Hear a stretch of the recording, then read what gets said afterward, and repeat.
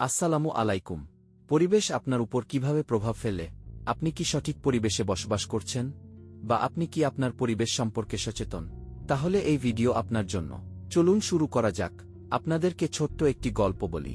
এক ব্যক্তি একটি কুকুরের বাচ্চা এবং হামাগুড়ি দিতে পারে এমন একটি মানুষের বাচ্চা একই রুমে রাখার সিদ্ধান্ত নিলেন। 5 বছর একসাথে রেখে বের করার চিন্তা করলেন। এর জন্য খাবার থেকে সকল কিছুর ব্যবস্থা করে লালন পালন শুরু করল। এই ব্যক্তি শুধু খাবারের সময় কুকুর ও মানুষের বাচ্চাকে জানালা দিয়ে খাবার দিয়ে চলে যেতেন। 5 বছর শেষ হবার পর কি দেখা যেতে পারে ভাবুন তো।